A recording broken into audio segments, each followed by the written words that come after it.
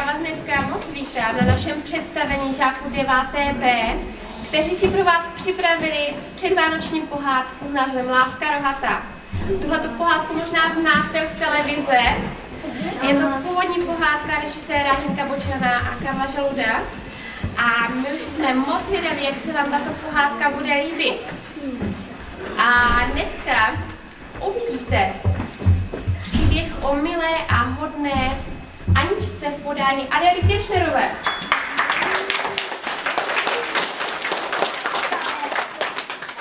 Zlou malichernou Markétu v podání Simony Křemkové.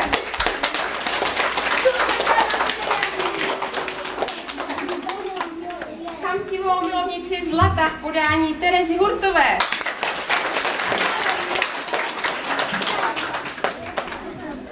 Z pekla k nám zavítala Elvíra.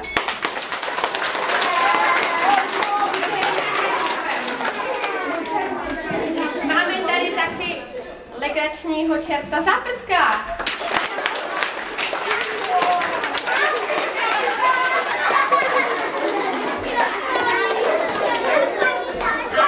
Pozor, přichází k vám pekelný inspektor.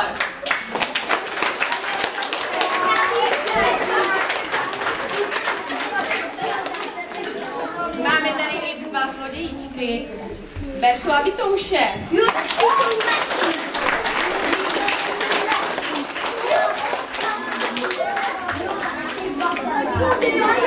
Co by byla hospoda bez Hospodského? Dominik Bohuš.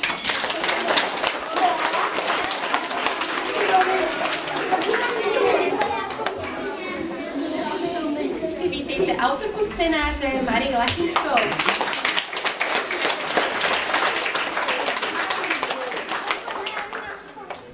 Ahoj, těšíte se na Vánoce? Nebude škola, v televizi budou sám pohádky. No, dostanete pozice pod stromečkem? Byli jste hodně? Nemám tam, by si tu vás moc dárek připravila. Vánoční divadlo.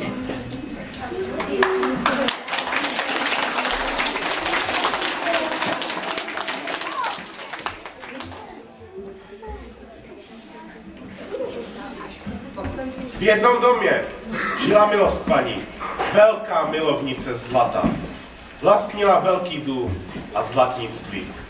Měla dvě služky, hodnou a milou Aničku a sobeckou Markétu. Markéta se snažila Aničky zbavit, aby mohla dál milost paní okrádat o její peníze.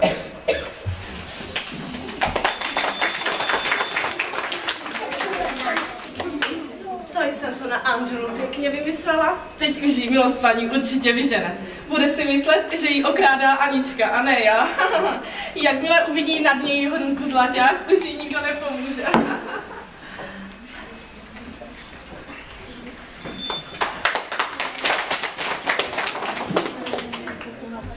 Já to pořád nechápu. Kam mi mizí moje peníze? Moji zlatí miláčkové. Kdo mi je krade? Všichni sem!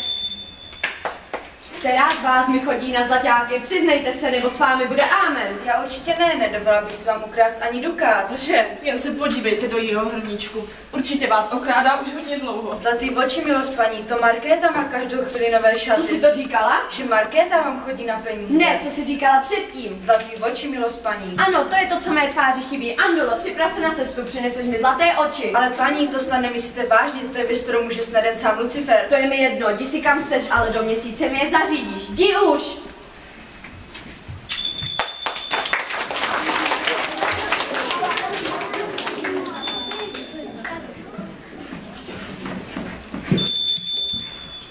Mezitím v jedné dávno zapomenuté hospodě, o které se říká, že v ní straší, čert zápete uklízí svoji světnici.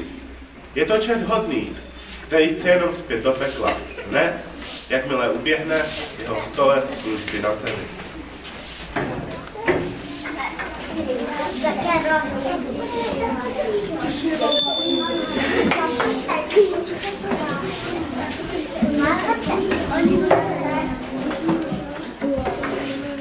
Tak, konečně uklizeno.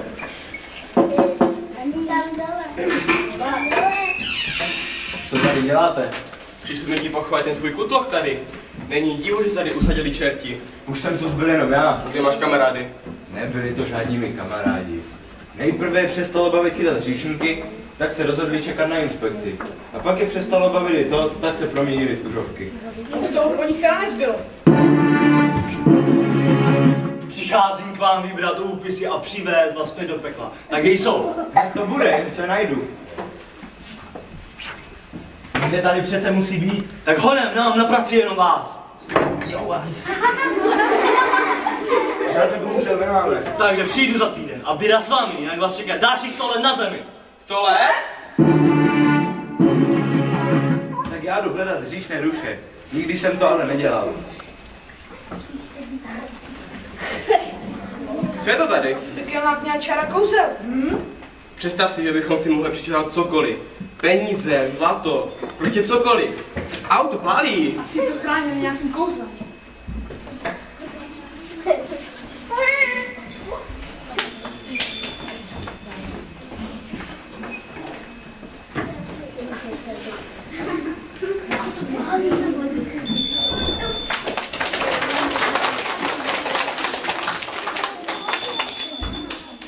Mezitím se Anička vydává na cestu hledat zlaté oči pro svou paní. Už se stmívalo, tak zašla do jedné hospůdky.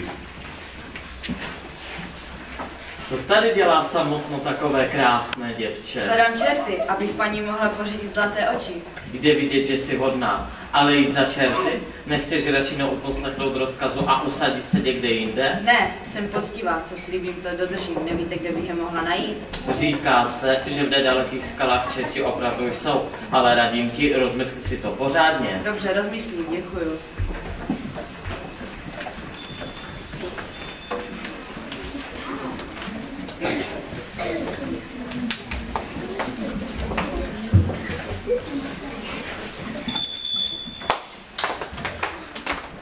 Druhý den Anička vyrazila na cestu. Bloudila hodně dlouho, až dorazila ke skalám, ze kterých se ozývaly nářky chycených duší. Lucifere, Lucifere, jak se sluší, jak se patří? Otevř bránu čisté duši. Lucifere, Lucifere, jak se sluší, jak se patří? Otevř bránu hříšné duši.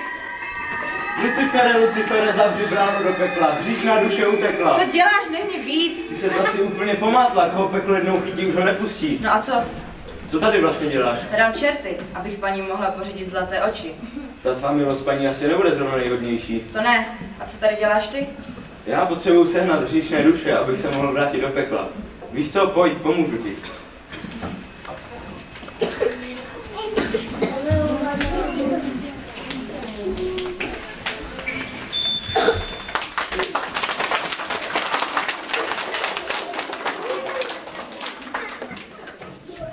Na nedaleké mítině odpočívá babička Elvíra.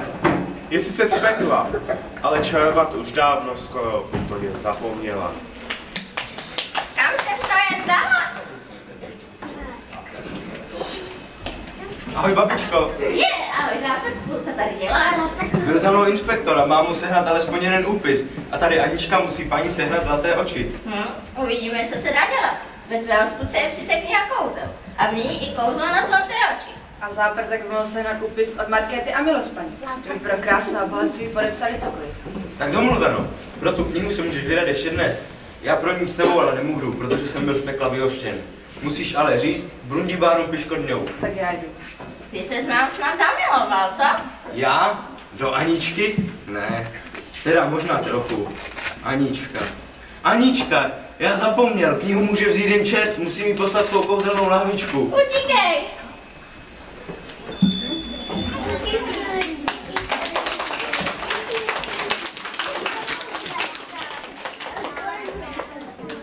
Zápetek si na poslední chvíli uvědomil, že Anička jako člověk nemůže vzít knihu kouzel. Taky poslal svoji kouzelnou lahvičku, která z ní udělá čerta. Ta ale zatím nic netuší.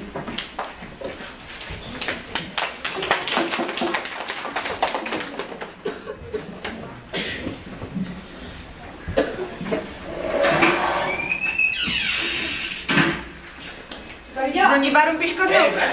Obyčajný safrlo. To tady budeme jako na furt? Ne, nebudeme. Počkáme, až přijde pekelný inspektor, nadělá zase tyto nožky a pak se budeme moct volně běhat.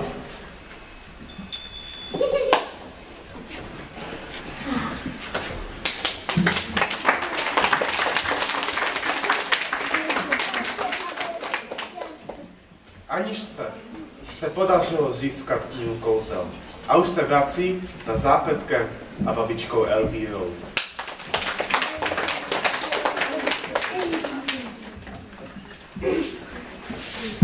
To tvoje uklízení je horší než svěcená voda. Ale já musím něco dělat, jinak se z toho čekání zblázním. Aničko, ty jsi to dokázala. Naštěstí ano. Tak a teď na Markéta milospaní. Mohl bych za ní přijít a nabídnout jí ty nejkrásnější šaty. To je naprosto skvělý nápad, honem, jdeme. Hlavně, ať se Anička nevidí v zrcadle. Ještě totiž nepřišla na to, že když jí zápetek zachránil svou kouzelnou lahvičkou, proměnila se v čerta.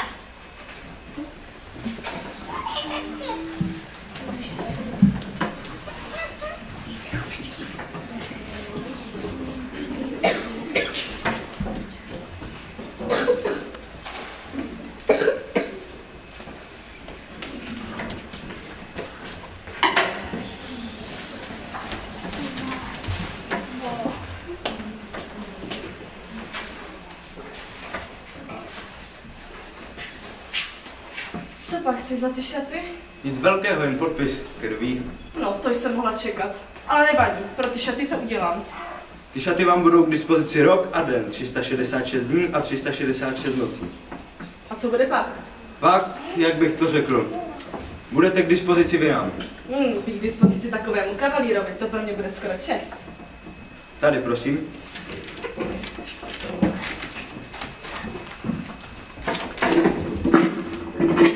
Děkuji a užijte si je. Aničko, už můžeš vylézt. Já věděla, že ho získáš. Škoda, že Markéta nepomyslela na to, co se stane potom. Na to nemyslí žádný hříšník. No a to mi připomíná, že jsme v tomhle roku ještě neskončili.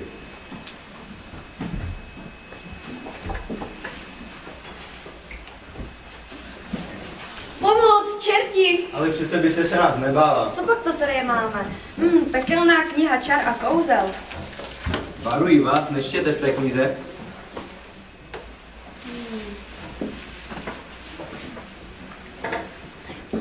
Kouzlo na zlaté oči. Aurum čuvárum. Co se to děje? Jak to, že nevidím? No taky, zlaté oči nejsou na dívání, ty jsou na okrasu. Smilujte se někdo, pomožte mi! Ne, milostvání, vám to ale dneska sekne. Markétko, holčičko, vůbec nic nevidím. No tak to je škoda, zrovna když mám na sobě takové krásné šaty. No nic, jdu korzovat na náměstí. Smilujte se někdo, pomožte mi!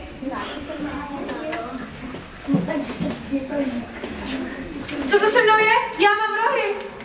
No víš, když jsem ti poslal lahvičku s pekelným ohněm, abys mohla vzít do rukou knihu kouzel, tak se proměnila v čerta.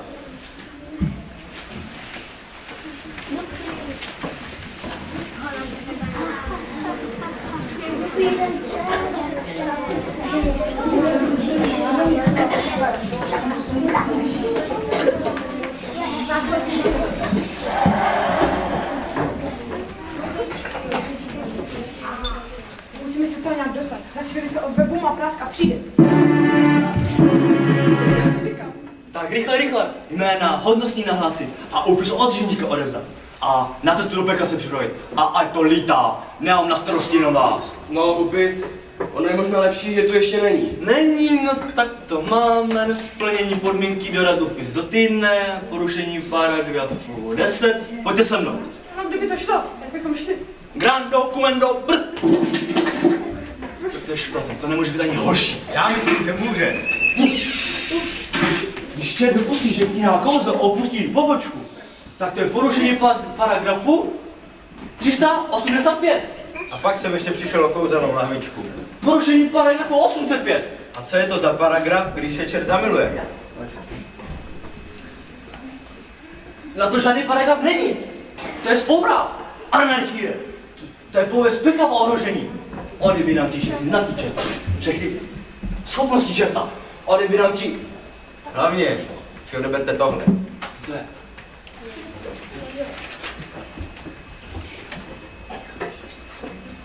No nic, nese. A ty skončíš jako obyčejný, láskou nacucaný, smrtelník.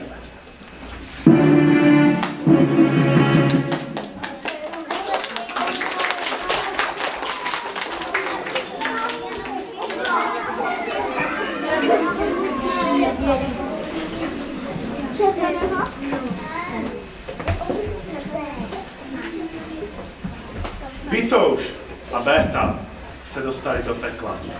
Ale nebojte, je jim tam krásně teplo. A Markéta tu zachránila babička Elvíra. Tím, že sebela inspektorovi úpis a tím, že se... Anička a Zlapetek, ti se mají hrozně rádi. Jen pořídili si hospůdku. Jen se sami podívejte.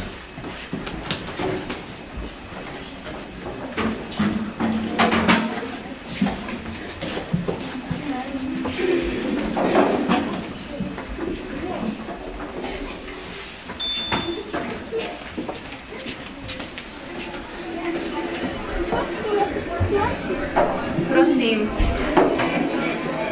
Aničko, jsi to ty? Je, milost paní, já jsem na vás myslela. Už se na vás dávno nezlobím. Jak já jsem byla hloupá. Aničko, odpust mi to, prosím. Ale paní, já už vám odpustila dávno. Děkuji ti, Aničko. Nemohla bych žít, kdybych věděla, že se na mě zlobíš. Co to? Já vidím. Sláva, já vidím. Nemohla bych žít, kdybych věděla, že se na mě zlobí. Ale počkej. Aničko, já jsem to popletla, pardon. Co to? Já vidím. Sláva, já vidím. Musím jít ven, podívat se na květiny a slunce. No, nakonec to všechno dobře dopadlo.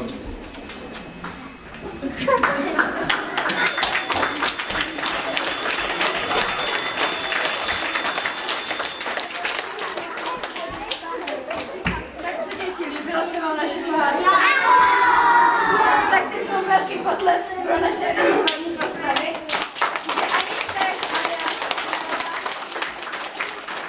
Adam Zlatý jako Zlátověk. Simona Přelová jako Markéta.